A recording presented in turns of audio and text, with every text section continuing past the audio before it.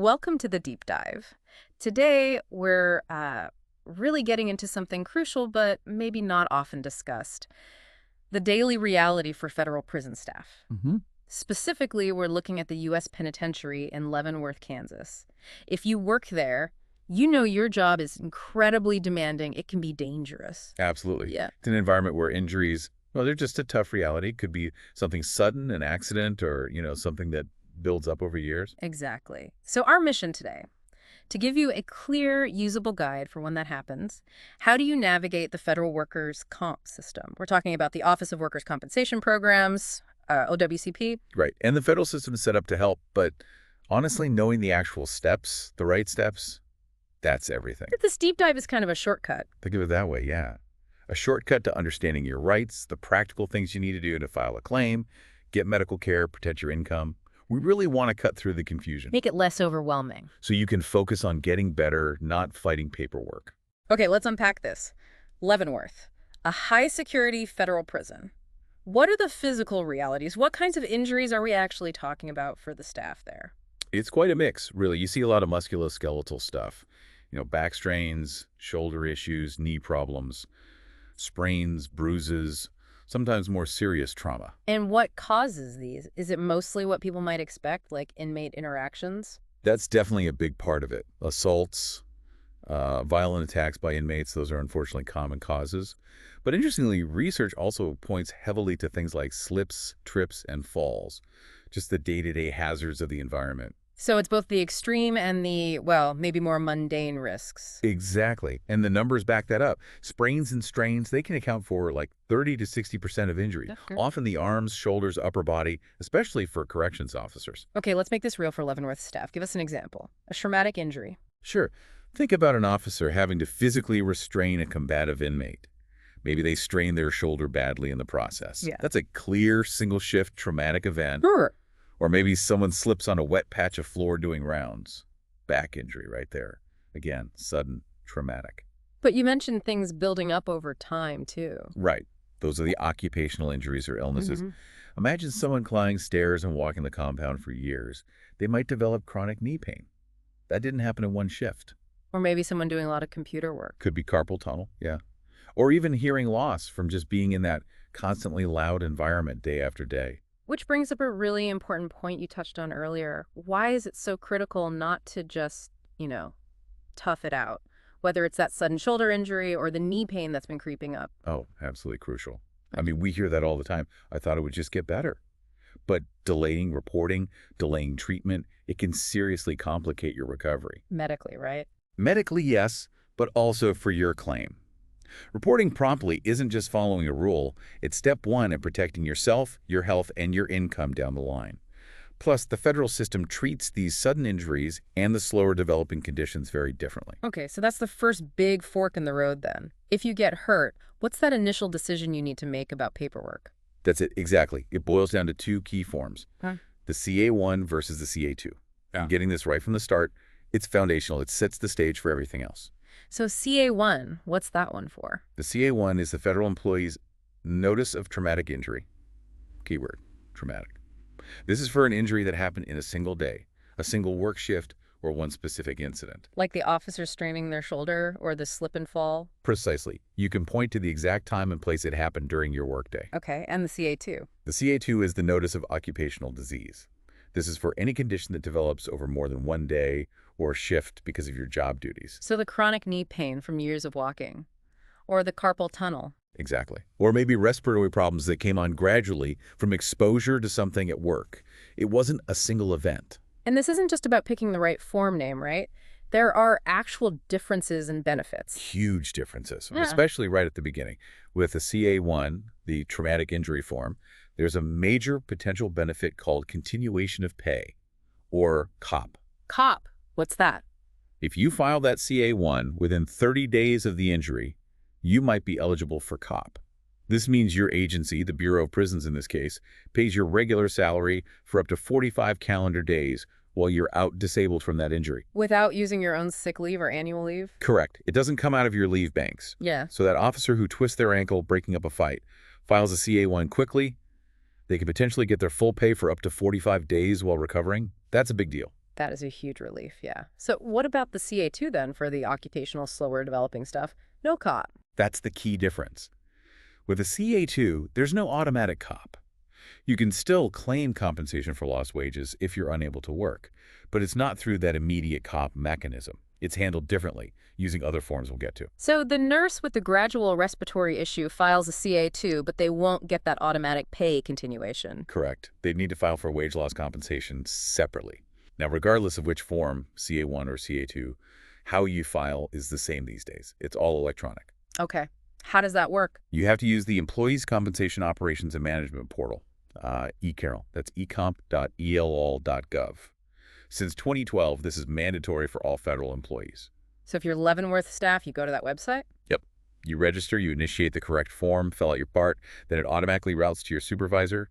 They complete their section, maybe the safety officer or workers' comp specialist adds their bit, and then it goes to OWCP. Got it. So step 1 is crucial. Pick the right form. CA-1 for sudden, CA-2 for gradual, and file it through eComp. It really sets the whole claim trajectory. Okay, let's walk through the practical steps then. From the moment an injury happens or you realize you have a work-related condition, what's the play-by-play? All right, step 1, and this is immediate. Report it and get medical attention. As soon as you're hurt or you recognize an illness might be work-related, tell your supervisor right away. And if it's serious, like that shoulder injury? Get first aid or medical treatment immediately. Don't wait. Your supervisor actually has the authority to authorize initial medical care using a specific form, the CA-16. CA-16. Why is that important? Because if issued, usually within 48 hours for a traumatic injury, it essentially guarantees payment to the doctor or hospital for the first 60 days of treatment related to that injury. It helps avoid you getting stuck with bills up front. What if it's an occupational illness, like the knee pain, or maybe you reported the traumatic injury a bit late? Do you still get a CA-16? Generally, no. For occupational diseases or late reported traumatic injuries, the CA-16 usually isn't given without OWCP approving the claim first. In those cases, your doctor would likely use a different form, the CA-20, which is the attending physician's report, to submit their findings. Okay, crucial tip here then. When you see the doctor, what do you need to tell them? Make sure they understand this is potentially a federal workers' compensation case. It's different from regular health insurance. And bring a CA-17 duty status report form with you. Why the CA-17? So the doctor can fill out exactly what you can and can't do at work. Any restrictions, lifting limits, standing limits, that kind of thing. It's vital for managing your return to work safely. Okay, so report, get care, tell the doctor it's federal workers' comp, bring the CA-17. What's next? Next is choosing and completing the correct form, CA-1 or CA-2, in that eComp system we mentioned. And be specific, right? Very specific and factual. No opinions, just the facts. On July 1st, 2025, around 2:30 p.m., I slipped on a wet floor near the Unit 3 entrance and fell onto my right hip. Or, over the last year, performing daily training drills involving repetitive arm movements, I developed increasing pain in my right elbow, diagnosed as tennis elbow. Fill everything out. Everything that applies. If a field doesn't apply, put NA. Don't leave blanks. It can slow things down. Be clear about your job duties and exactly what happened. Then you hit submit in eComp. What happens then? It goes to your supervisor. You need to make sure your supervisor knows you've submitted it. Talk to them. They have a legal deadline. They must complete their part and forward it to OWCP within 10 working days. 10 working days. That's important. Yes, and you should get some kind of receipt or acknowledgement that they received your notice. Keep that. Okay, form submitted. Are you done? Not quite. Step 4 is providing supporting documentation. This is huge. What kind of documents? All your medical reports, the diagnosis, test results like x-rays or MRIs, treatment notes. For occupational diseases, that detailed narrative report from your doctor linking the condition directly to your job duties is absolutely essential. What else? Incident reports. Yes, any accident or incident reports filed at the prison, statements from anyone who witnessed what happened. If you took photos or video of a hazard, upload those. Even emails or log entries showing you reported the issue earlier. Upload everything relevant directly into eComp. Any specific checklists or guides for this? Yes, OWCP actually provides CA-35 checklists for specific types of occupational diseases. They tell you exactly what medical evidence is needed. Very helpful. And always keep personal copies of everything you submit. Absolutely. Okay, last big step. Deadlines. This seems critical. It is. Federal law gives you 3 years from the date of injury, or for an occupational disease, 3 years from when you first realized the condition was work-related and caused by your job, to file a claim. 3 years? That sounds like a long time. It is, but there's a huge catch for traumatic injuries. Remember that COP, the continuation of pay? Yeah, the 45 days of salary. To be eligible for COP, you must file the CA-1 within 30 days of the injury. Miss that 30-day window, you forfeit your right to COP. You can still file the claim within 3 years, but you lose the COP benefit. Exactly. So prompt filing of a CA-1 is really beneficial. For occupational diseases, CA-2, that 3-year clock starts ticking differently, usually when you knew or should have known the condition was caused by work, or maybe your last exposure to the harmful work condition. Any other deadlines? The key initial one is notifying your supervisor. Even if you don't file the form immediately, letting your supervisor know about the injury in writing within 30 days helps preserve your rights later on. Wow, okay. That's a lot of steps. Report, get care, choose the right form, fill it out factually in e-com, make sure the supervisor submits it, upload all your documents, and hit those deadlines, especially the 30-day one for COP. It sounds like a lot listed out, but each step flows logically. And you're right, it's fascinating how interconnected they are. Missing one piece, like forgetting a medical report or missing that 30-day COP deadline, it can really cause delays or issues down the road. Diligence here pays off. Okay, let's shift to what's probably top of mind for anyone who gets hurt. How do I keep getting paid? And who pays these medical bills? How do you avoid financial disaster? Right. Let's start with income for those traumatic injuries, the ones you file a CA-1 for. That's where continuation of pay, COP, is key. We mentioned it up to 45 days of pay. Up to 45 calendar days paid by your agency, not OWCP directly. And crucially, it doesn't use your sick or annual leave. But there are conditions. What are they? You had to file the CA-1 within 30 days. Your doctor needs to provide medical evidence certifying you're disabled for work due to that injury. Your disability absence must start within 45 days of the injury date, and the total COP used can't exceed 45 calendar days. So you need that doctor's note promptly. Absolutely. Submit medical documentation supporting your time off work right away. COP can cover continuous absence or even intermittent days off if needed for treatment or recovery related to that injury. Now, the agency can challenge your eligibility for COP. They call it controvert. But if you meet those criteria, it generally should be granted. Okay, what happens after the 45 days of COP run out? Or what about those occupational disease claims, CA-2, where there's no COP to begin with? How do you cover wage loss then? That's when you move to claiming wage loss compensation directly from OWCP using Form CA-7. CA-7, how does that work? You typically file a CA-7 claim form via e-com every 2 weeks, documenting the period you are unable to work due to the accepted injury. Your supervisor has a part to complete too. If OWCP approves it, they pay compensation. Is it your full salary? No, it's a percentage. It's paid at 2/3, 23 of your regular pay rate. However, if you have one or more dependents, spouse, minor children, etc., it increases to 3/4, 34 of your pay rate. It's tax-free, which helps offset the difference somewhat. 2/3 or 3/4 with dependents. Okay. Is there any way to use your own leave and get it back later? Yes, there's something called leave buyback. If you used your own sick or annual leave to cover time off for the work injury, once your claim is approved, you can essentially buy back that leave. You use Form CA-7 again, along with a CA-7B, to claim compensation for that period. OWCP pays the compensation. You then use that money to reimburse your agency for the leave hours used, and the agency puts those hours back in your leave account. That's a good option to know about. Now the big one, medical expenses. How does that work? Do you have copays? Deductibles? This is probably the single biggest benefit of the federal workers' comp system, and honestly, many people don't fully grasp it. If your OWCP claim is accepted, OWCP covers 100% of all reasonable and necessary medical costs related to that work injury. 100%. 100%. No deductibles, no copays, nothing out of your pocket for approved treatment for the accepted condition. Wow, compared to regular insurance, that's incredible. It truly is. It covers doctor visits, hospital stays, surgery, physical therapy, rehab, medications, even necessary medical supplies. So how do you make sure the bills get paid correctly? You mentioned the CA-16 for initial treatment. Right. For traumatic injury, if your supervisor issues that CA-16, the provider bills OWCP directly using that authorization. That's the ideal scenario. No upfront cost to you. If a CA-16 isn't issued, or for ongoing care, the provider needs your OWCP claim number to bill OWCP.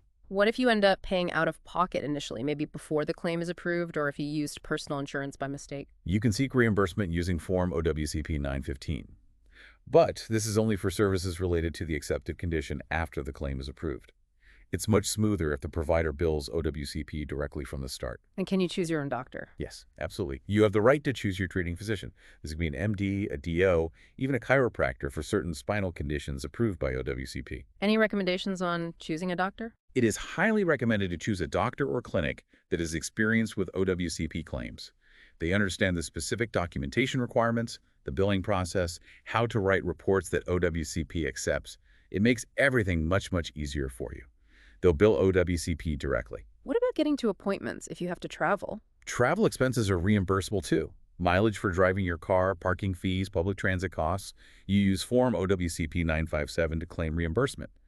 Generally, OWCP considers travel up to about 50 miles one way or 100 miles round trip reasonable, but check specific guidelines. Okay, so OWCP uses a contractor to handle the bills. Yes. Currently, it's a company called Conduit ACS that processes medical bills for OWCP. Your provider needs your claim number to submit bills to them. You definitely want to avoid using your personal health insurance for treatment of the accepted work injury once the claim is approved. So let me get this straight for you, the listener. If your claim is accepted, OWCP pays 100% of necessary medical care for that specific injury. For how long? This is the other critical part. Hmm. It's covered for the life of the injury. As long as the treatment is medically necessary and related to the accepted condition, there's no time limit and no dollar limit. Years later, if the condition flares up and needs treatment, it's covered. That's lifetime protection, basically. For that specific work-related condition, yes. Which really raises an important question. What happens if your condition is ongoing? Or if it seems healed but then flares up years later? How do you make sure that care is still covered and your claim stays, available? Right. It's not just about getting through the first few weeks or months. It's a long game, potentially. So why is staying connected with your doctor, even when you feel better, so important after a work injury? There are really two big reasons. First, it's just good medical sense for monitoring and maintaining your recovery. Regular checkups, even if infrequent, can catch any recurring problems or new issues related to the original injury early on. Like if that injured shoulder starts acting up again. Exactly. Or maybe you need ongoing physical therapy intermittently for a chronic back issue. These follow-up visits document the continued need for care and ensure you're managing the condition properly. They also provide proof if, perhaps, you haven't fully recovered and still have limitations. Okay, so monitoring health. What's the second reason? It sounds like it's more about the claim itself. It is. It's about keeping your OWCP claim active. See, OWCP claims technically remain open for medical benefits as long as there's ongoing medical treatment or evidence of disability. But what if you feel fine for a long time and don't see a doctor for the injury? That's the potential issue. If there's no activity on your claim, no medical bills submitted, no reports filed for extended period, OWCP might administratively close the case file. Closed? Does that mean you can never get benefits again? Not necessarily. An administratively closed case can usually be reopened if you need further treatment later. But, and this is a big but, it's much, much easier to keep a claim open than it is to reopen a closed one. How do you keep it open then? Simply by having periodic follow-up medical appointments related to the work injury, even just once or twice a year for a check-in, where the doctor documents your status and sends a report to OWCP. This keeps a record of continued medical attention. So that regular follow-up, even if brief, keeps the claim file from going dormant. Exactly. It ensures OWCP has continuous records and makes it way easier for them to authorize future treatment if you need it suddenly. Think of it as protecting yourself if the condition worsens or flares up unexpectedly down the road. Does it help with anything else? Yes, it also supports potential claims for something called a schedule award. This is a monetary payment for permanent impairment to certain body parts, like an arm or leg, after you've reached maximum medical improvement. Having a consistent medical record helps establish that impairment.